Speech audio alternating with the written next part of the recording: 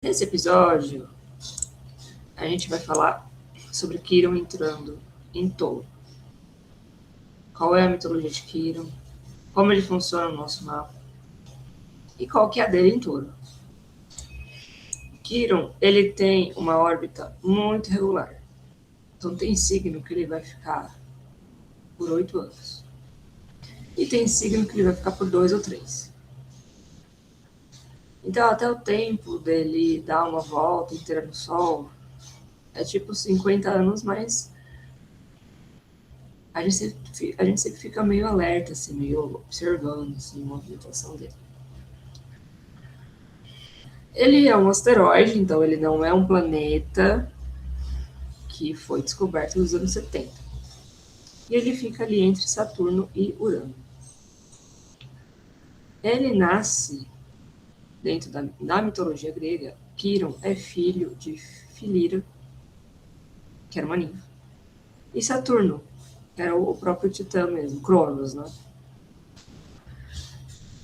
E para chegar nessa ninfa, como toda boa história grega, Saturno adota uma forma de cavalo. E aí, né, na verdade, esse vínculo ele não é consensual, também como na maioria das histórias gregas. E aí nasce Quirón nessa forma híbrida de centauro. Saturno abandona esse filho assim rapidão, né, tranquilo, né? Se ele come os próprios filhos, o que é o abandono? Mas Filira, ela fica um tempo, não tanto assim, né? Porque ela não estava muito ligada no que estava acontecendo. Quando ela percebe que ela gerou um centauro, né? Porque ela era uma humana, ela ficou horrorizada. E aí ela pede para Zeus para ser transformada em árvore de Tília. Essa árvore é uma árvore relacionada a Netuno / Poseidon. Porque as folhas dessa árvore fazem um chá para você dormir com mais facilidade. E Netuno / Poseidon, eles têm a ver com essa coisa do inconsciente, mas também do confuso e tem a ver com algumas dorgas, principalmente dorgas que nos tiram totalmente a consciência.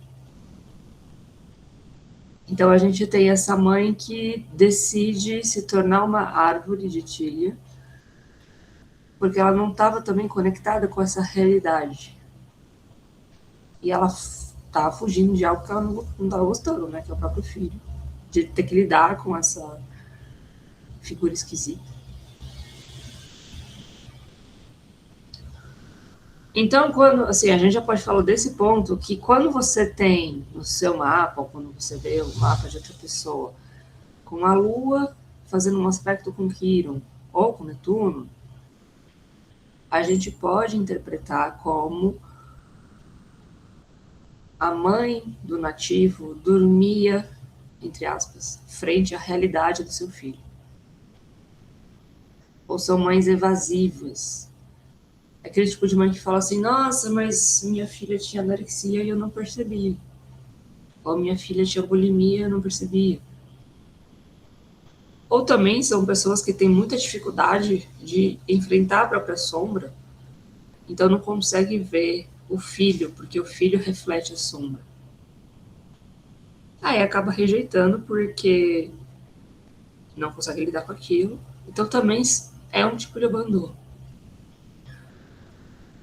Continuando a história do Quirón, ele é adotado por Apolo, estava lá e tal, não sei o quê. Então ele já tinha virado órfão, é adotado. Apolo é deus do sol e ele era mestre em muitos saberes. E ele é formado por Apolo, então assim, ele vai tendo conhecimento de várias áreas. E aí ele vira amigo tanto de humanos quanto de centauros. Então ele vai também ser o treinador de muitos heróis da Grécia.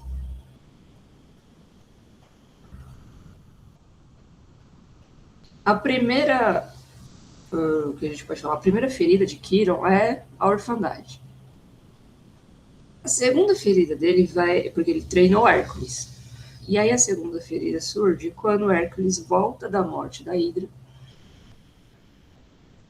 E aí eles estavam enchendo o caneco, né, bebendo e tal. E Hércules fica bêbado. Aí numa brincadeira, numa zoação, ele acaba pegando uma das flechas que atingiu a Hidra e tava com o veneno dela.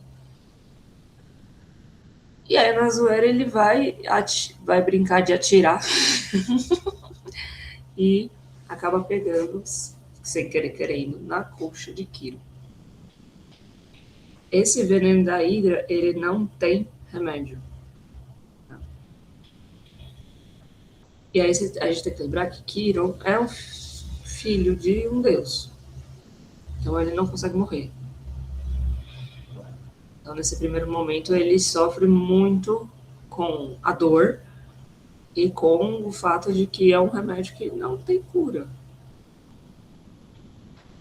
Só que a gente lembra também que ele foi educado em várias ciências. E uma delas foi a medicina. Então ele, por ele mesmo, continua procurando, assim, por muito tempo. E, na verdade, ao longo de toda essa história, ele busca o remédio desse veneno. Como ele começa a pesquisar muito, outras pessoas começam a chegar até ele para também buscar seus remédios. Porque tenta de um jeito, não funciona para ele, mas para tal doença funciona. Aí machucou também, para ele não funciona, mas para outra pessoa com esse machucado funciona. E esse mito ele tem dois finais possíveis. O primeiro é que ele tanto pediu para Zeus para que a dor terminasse, ele pede para se tornar humano e aí ele morre e aí ele se livra da dor, né? O segundo é que ele também pede para Zeus e aí ele é elevado aos céus. Então ele se tornaria uma estrela, um planeta, mas ele não é mais um ser que está na Terra. Então a dor também acaba. Bom, toda essa história da mitologia para contar o que Quiron faz no nosso mapa. Né? Ele é um ponto que indica uma ferida que a gente já nasce com ela. E a gente vai morrer com ela. Só que ela não vai ficar, a gente não vai viver essa ferida na mesma instância, na mesma intensidade, na vida inteira. Até porque ela tem, vamos dizer assim, 3 facetas que a gente vai conversar. Mas essa ferida nos coloca numa busca incessante atrás da cura. Só que essa cura parece que ela nunca chega. E aí, quando a gente sente que a gente resolveu o pepino, aí Quiron vai lá e vira a cara. E aí a gente lida com outra parte dele. Ou numa oitava superior, então um pouco mais profundo, que demanda mais. Ou é realmente outra cara do mesmo assunto. A gente, justamente por pensar muito nessa ferida, a gente se torna um doutor daquele assunto. E quanto mais a gente vai atrás de curar essa ferida, mais a gente também consegue ajudar a curar a ferida do outro. Como que a gente pode cuidar do Quiron no nosso mapa? Isso é independente do signo que ele está e da casa que ele está. Então, tanto faz se você tem o Quiron em Áries, ou o Quiron em Touro, ou o Quiron em Leão, isso vai funcionar para todo mundo. A gente vai usar Saturno, sendo hipocrisia ou não. E Saturno é o pai dele, né? E aí tem toda a história da orfandade, a gente vai ter que usar ele mesmo, é complicado, né? Porque Saturno é o que traz a base para a nossa vida. E a gente vai trabalhar esse símbolo na nossa vida. A gente vai entender como a gente enraiza, como a gente cria história, como a gente se sente seguro, como a gente cria força, como a gente se posiciona. Se a gente não está enraizado, fica muito difícil lidar com a dor. Se a gente não consegue se sustentar minimamente sozinhos, porque eu particularmente não acredito numa ultra independência, eu acho que a gente é interdependente, ou que a gente deveria buscar isso pelo menos, mas algumas coisas a gente precisa bancar sozinho. Essa ferida é uma delas. Se a gente não se banca sozinho, a gente não consegue cuidar da ferida de Kira. Porque a gente, observando na mitologia, ele está sozinho quase desde o começo. Assim, ele é abandonado pela mãe um pouco depois de Saturno ir embora. Apolo cuida dele, mas ele reencontra essa solidão quando a flecha atinge a coxa. E também é muito simbólico que atinge a coxa, porque a coxa é relacionada ao signo de Sagitário na astrologia médica. E Sagitário é um centauro. É o desenho do centauro. Então, você vê que ele traça muita solitude e muita solidão nessa história. Por isso que a gente tem que estar muito forte. Quando a gente vai falar de um mapa muito quirótico, pode ser que a pessoa se enxergue muito na mitologia do cara. Né? Ela se vê muito órfã, mesmo com pais presentes.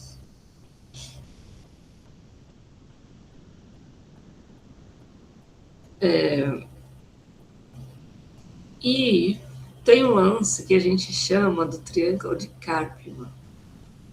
Triângulo do drama de Karpman. O triângulo ele vai colocar outros nomes, que ele vai colocar o perseguidor, o salvador e a vítima. Na astrologia, a gente vai usar basicamente a mesma ideia estrutural, mas a gente vai usar outras palavras. A vítima vai ser mais ou menos a mesma coisa. A gente vai ter o curador e o mestre. O papel da vítima, ou o ponto da vítima, ou ferida da vítima, quando a gente está nesse lugar de Quiron, a gente sente que não consegue fazer nada em relação à nossa dor.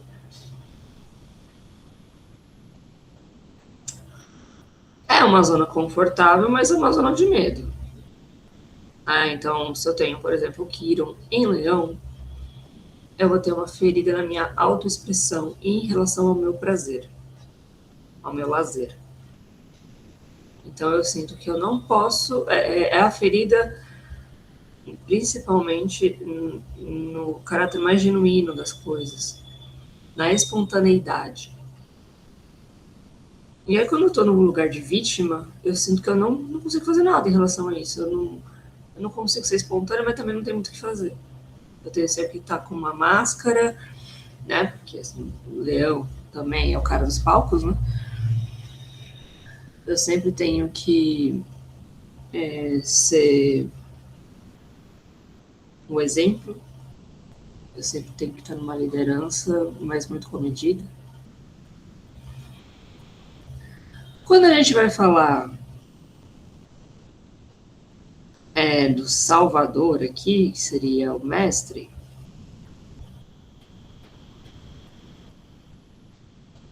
a gente tá, vamos dizer assim, no lado oposto disso. Que seria uma pessoa que já entendeu muito do processo dela, muito dessa ferida, e entendeu que ela pode fazer alguma coisa. Só que a gente só consegue entrar nesse lugar se a gente ajuda o outro que tem a mesma dor que a nossa. Então você vê que é uma coisa muito de dor compartilhada, né? Assim, não é um processo de individuação muito estrito a esse indivíduo. Ele é um processo de individuação, mas é a partir do compartilhar a dor com o outro. É de ver e validar essa dor. Então, de novo, com esse mesmo exemplo, aquele leão, eu consigo validar outras pessoas que não conseguem se expressar, que sentem que falam muita abobrinha, que são too much, né? Tipo, elas são demais, ou que são muito dramáticas, e aí sentem que as pessoas não aguentam muito o drama que elas fazem. Então, quanto mais eu valido, mais eu consigo sentir que a minha dor também é validada.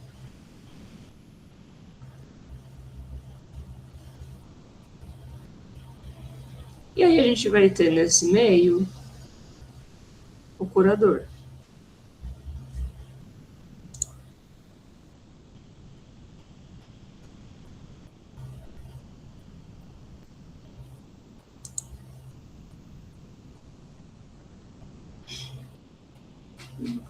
Aqui.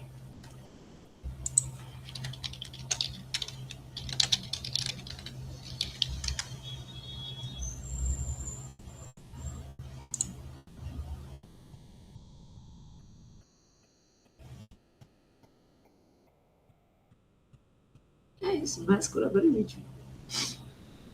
Ah, eu posso cortar. O mestre. Não é contrário, né? Ah, não é a vítima.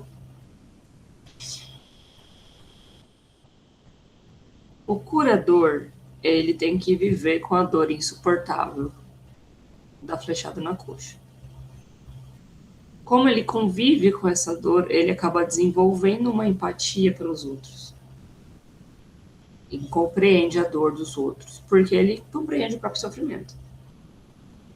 E aí o trauma converte em uma ferramenta ali de conhecimento, de compaixão.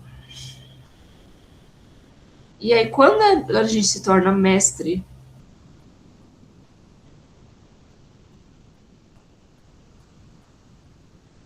é quando a gente compartilha disso. É quando a gente conta para os outros. Então seria como um momento depois, né, do curador. O curador é ainda tô meio que compartilhando ali, conhecendo as pessoas, e o mestre, ele vai passar isso adiante, né? Então tem talvez um público maior que esteja ouvindo. Um mapa muito quirótico, ele também, a gente tem, né, alguns pontos astrológicos para analisar isso, mas os próprios nativos desses mapas, eles podem ser pessoas muito interessadas em psicologia, em cura, em espiritualidade. Elas gostam de servir ao outro, não de estar a serviço, que é diferente. Gostam muito de ajudar o outro, mas dentro de si convivem com uma dor muito grande. Quando a gente fala de Quirón em touro, porque Quirón ficou em Áries por 8 anos, agora ele vai entrar em touro, ele vai ficar por 8 anos também. Quando a gente fala desse Quirón em touro, para todos nós, independente do nosso mapa individual, o que vai acontecer? O que a gente pode esperar disso? Touro é muito ligado, é um signo muito ligado ao corpo, né, aos 5 sentidos. Então, a primeira coisa que me vem é lidar com feridas físicas. Você, tipo, quebrou uma perna jogando bola muitos anos atrás. Aí, do nada, e aí você, né, fez tratamento, se cuidou e tal, mas ficou um negocinho. Ficou uma pequena lembrança do tratamento, assim, tipo, talvez você não consegue chutar com a mesma força que você tinha, talvez você até consiga, mas fica com um pouco de dor. Então tem um pequeno resquício. E aí, quando ele Quirón entra em touro, desculpa, você pode sentir essa ferida um pouco mais latente. Ou você entra em contato com essas memórias de uma maneira um pouco mais intensa. A gente pode lidar também com feridas que não são físicas, mas são psíquicas ou emocionais, só que de uma maneira tão intensa que parece que a gente está sofrendo também fisicamente. A gente pode sentir que o nosso corpo não é como ele deveria ser, mas aqui não é só sobre pressão estética. Quirón é ligado à estética, porque ele é um signo regido por Vênus. Só que a gente vai falar muito de uma estética que faz bem aos nossos olhos, que dá prazer de olhar. Então, assim, pode ter um nível de cobrança social, né, da magreza e da força, né, porque touro é um bicho forte, mas às vezes a gente pode sentir que, tipo, eu tenho asma. Aí eu posso sentir com mais força que eu não queria ter essa asma, assim, sabe? Mais do que eu sinto normalmente. Então, qualquer deficiência, principalmente deficiência adquirida ao longo da vida, a gente pode sentir um pouco mais forte. Ou sem, mesmo assim, né, sem deficiência, a gente pode falar, pô, poderia ser mais alto, poderia ser mais baixo, poderia ser mais forte. Assim, é um grande si, né? E se eu fosse mais forte, será que eu conseguiria as coisas? Não dá para saber. Outra questão da imunidade. A gente pode saber que a gente tem uma imunidade que está mais sensibilizada por questões, mas vai dando um saco cheio de toda hora ficar doente. E às vezes a gente não enxerga o que a gente está fazendo de errado para a imunidade nunca ficar de boa. Outra coisa que eu acho que vai ficar muito forte são os problemas de alimentação como sociedade. E aí, né, no indivíduo. Alimentação é nutrição. Eu acho que a gente vai pensar muito sobre o que realmente nutre o corpo. E assim, de uma maneira muito radical. Tá? Talvez a gente fale tanto sobre não ter acessos horizontais, no sentido de todo mundo conseguir acessar o básico, certo? E esse básico ele já não é mais tão básico, porque a gente tá com mais dificuldades cada vez que passa o tempo. Fruta com verdura, adaptações também, né, quando a gente tem alergias ou restrições. Então, quando eu era criança, por exemplo, o ADES chegou aqui, né? Não é nem se o ADES é brasileiro ou não, mas quando eu era criança a gente tomava suco do ADES. E era o único lance de soja que tinha acessível na época. Aí ele deu uma sumida e tal, e ele tá voltando. Aqui, pelo menos em São Paulo, ele tá voltando bem devagar. E já num momento que a gente tem um pouco mais de opções vegetais. Então, assim, quem tinha restrições com qualquer coisa que poderia ser substituída pelo ADES de soja e não tinha muito dinheiro na época, mano, já ia pro negócio, tá ligado? Só que como ele sumiu, mas eu também não acompanhei tanto porque eu não essa essa mudança eu não tenho que fazer especificamente. Pode ter ficado assim, bom, o que eu vou fazer agora? Então eu sinto também que muita gente aprendeu a fazer os próprios leites vegetais, num sentido meio tipo, mano, eu preciso criar minha independência porque é isso, assim, eu tenho essa necessidade. Então, talvez esse papo de acesso pode ficar mais forte. Até porque, olha o momento que a gente está, né? Assim, que tem tanta gente fazendo propaganda de gominha para cabelo, shake de não sei o que, ou comprimido de não sei o que, ou cápsula de não sei o que, mas se você conseguisse se alimentar minimamente bem, você não precisaria desses negócios. É uma pessoa ou outra que precisaria complementar. Só que se não dá para comprar nem o básico, ou se o básico é mais caro do que essa cápsula, né? Aí tem um outro ponto sobre isso, de novo, da nutrição, que é você entender especificamente as suas necessidades físicas, emocionais e psíquicas. Então você entende as suas restrições, você entende as suas alergias, você entende as coisas que você gosta também, que te dão prazer, porque comida não é só deixar o corpo em pé, comida também é prazer, também é cultura. Só que não só do pão o homem viverá, certo? Então a gente também pode pensar muito nas questões emocionais e psíquicas que nos nutrem, que pode ser a arte, que pode ser a religião, que pode ser estar com a família, estar com os amigos, viajar, não fazer nada, jogar videogame. E que podem ser coisas simples, porque touro é um signo da simplicidade, não quer dizer que é menos complexo. É só que tem um nível de pragmatismo muito grande, ele é um signo de terra. Então, às vezes, a gente não precisa criar mil parafernálias para se sentir bem. Um mindfulness com um monte de gente, um hot yoga no meio do Caribe, com. Né? Não, às vezes não precisa ser tudo isso. Às vezes é só realmente ir para a igreja com os seus pais. Às vezes é fazer a sua jardinagem, 30 minutos. E isso vai ser tão importante quanto uma alimentação legal.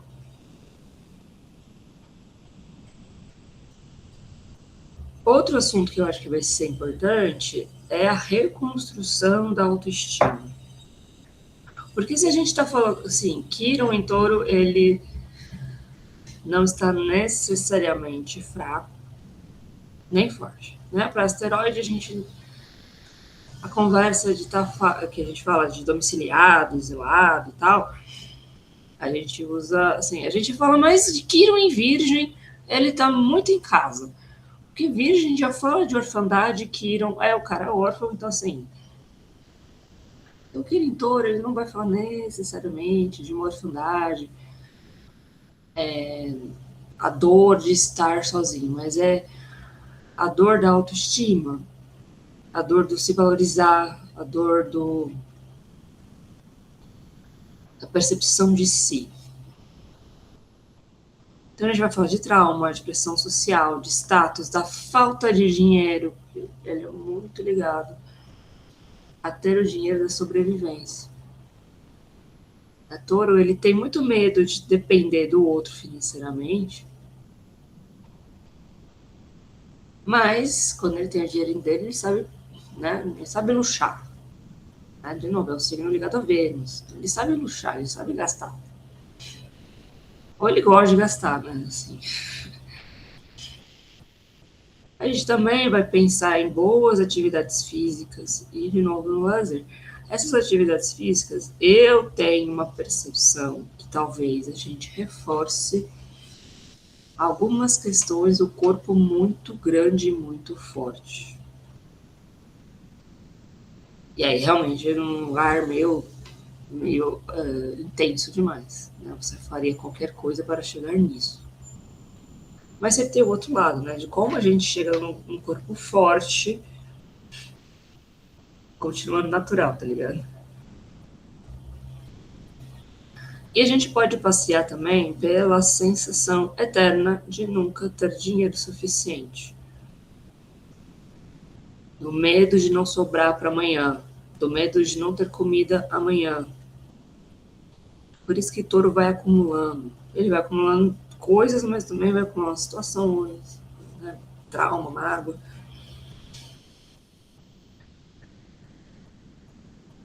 Então, lidar com isso, assim, lidar com. E de uma maneira pragmática, assim, eu tenho dinheiro para amanhã. Bom, perfeito. Amanhã eu penso amanhã. Eu não tenho, o que eu vou fazer para resolver? Quando a gente fala de curar a ferida do Quirón e touro, não é só a partir de um lugar de se autovalorizar. Lembra que eu falei que ele não é um caminho de individuação muito individual? É você olhando para a dor do outro e validando aquela dor. É mais um caminho empático mesmo. Mas tem um lance da pequena diferenciação. Porque é fácil a gente validar quem pensa igual a nós. E é até confortável, né? Agora, você validar quem pensa muito diferente tem sido um grande desafio para esses tempos, né? Só que aí pensa assim, pô, se o cara tá pensando diferente, eu tenho a mesma liberdade. Eu posso pensar do meu jeito, certo? Quando eu estou falando de validar o pensamento, é validar os valores. Isso tem a ver com tudo. É validar o que sustenta a vida daquela pessoa. Então, eu valido a minha sustentação. Quando você entende os limites dos outros, aí você entende os seus. No sentido de validade novo. A gente tem que pensar, tem que nada, né? Eu sempre sou desse papo. A gente não tem que nada, mas seria legal a gente pensar numa rotina saudável e sustentável. Mas assim, essas palavras estão extremamente desgastadas, certo? Ai, o mundo wellness roubou isso aqui de uma maneira incrível. E aí a gente fica que nem umas barata tonta procurando novas palavras, sendo que a gente pode só pegar de volta.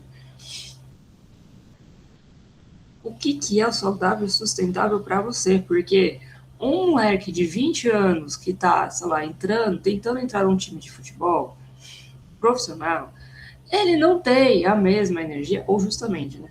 Ele tem uma energia física e psíquica muito diferente de um pai de 4 moleques que está trabalhando 6 por 1 e com 40, 45 anos. A gente está falando de momentos de vida diferentes, de maturidade diferente, de responsabilidades diferentes. A rotina desse pré-jogador de futebol, pretendente jogador de futebol, ela precisa ser sustentável para o moleque conseguir fazer a sua carreira de 20 e tantos anos, 25 anos. Quando muito, né? A rotina desse pai de família, ela tem que ser sustentável, deveria ser sustentável também, né? Então não dá pra gente ficar muito ligado nos papos que tentam achar uma resposta para vários problemas.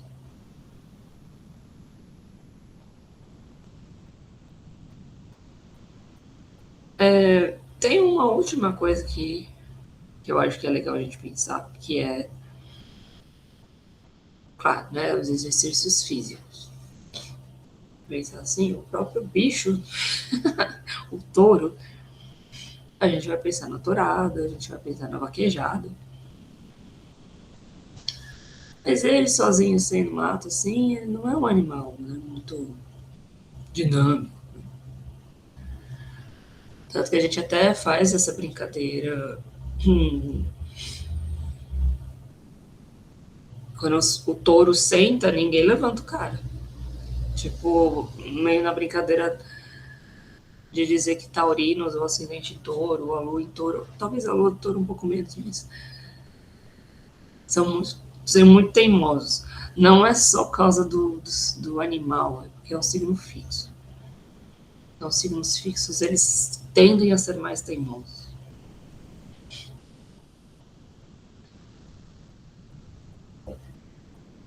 E aí, como eu tinha comentado que, apesar dele não ser muito dinâmico, é um bicho forte. A gente pode falar bastante de fortalecer e até de